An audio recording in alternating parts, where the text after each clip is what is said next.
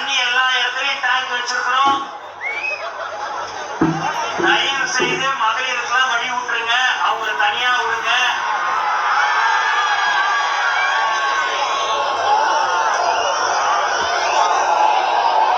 இன்னும் அரை மணி நேரத்தில் தலைவர் தளபதி அவர்கள் வர இருக்கிறார் என்பதை மீண்டும் தெரிவித்துக் கொள்கிறேன்.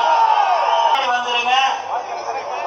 அந்தந்த உங்களுடைய கூட வந்தவங்க எல்லாரும் வந்துட்டாங்களான்னு ஒரு தடவை போன்ல செக் பண்ணீங்க. ஏன்னா மெரினா அங்கேருந்து ஒரு 8-9 கிலோமீட்டர் இருக்குது. இங்க வர்றதுக்கு நடந்து வர்றதுக்கு அவங்களுக்கு எல்லாம் சிரமமா இருக்குது. அப்படி யாருக்காவது சிரமமா இருக்குதுன்னா வண்டி வச்சாலும் கொஞ்சம் எட்டுக்கு வரலாம்.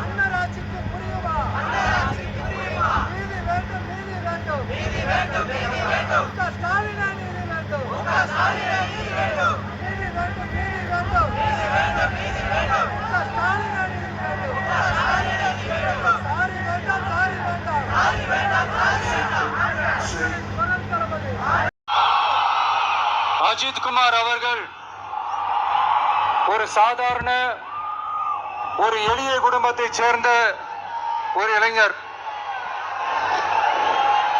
அந்த சாதாரண குடும்பத்துக்கு நடந்த அந்த கொடுமைக்கு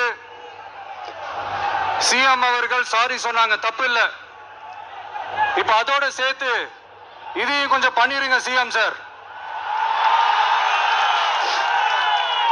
உங்களுடைய ஆட்சி காலத்துல இதே மாதிரி போலீஸ் விசாரணையில 24 பேர் இறந்து போயிருக்கிறாங்க. அந்த 24 பேரோட குடும்பத்துக்கும் நீங்க சாரி சொன்னீங்களா? தயவு செஞ்சு சாரி சொல்லிருங்க. அஜித் குமார் அவர்கள் குடும்பத்துக்கு நீங்க கொடுத்த நிவாரணம் மாதிரி இந்த 24 பேர் குடும்பத்துக்கும் நீங்க நிவாரணம் கொடுத்தீங்களா?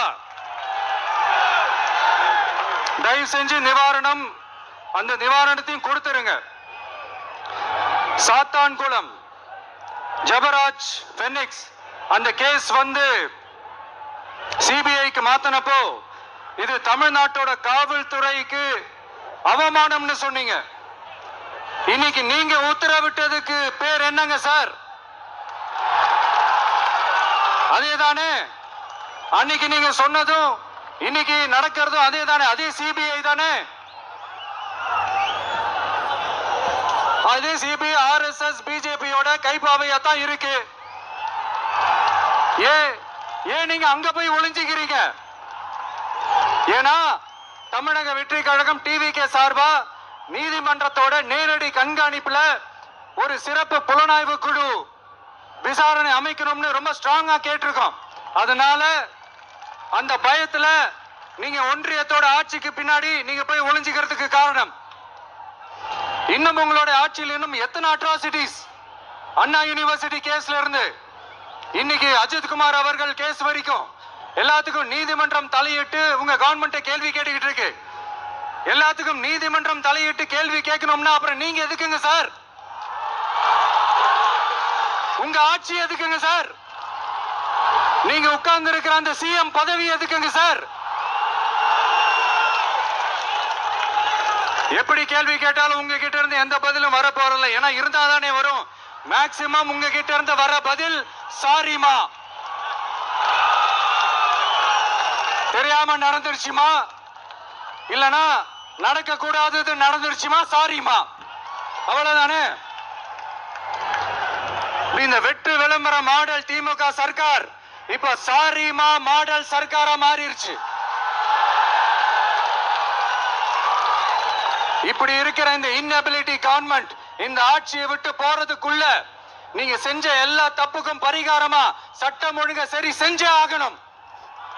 இல்லனா மக்களோட மக்களா ஒன்னா நின்னு உங்களை சரி செய்ய வைப்போம். டிவிகே சார்பா அதுக்கு உண்டான அத்தனை போராட்டங்களும் எடுத்து நடத்தப்படும். தேங்க்யூ.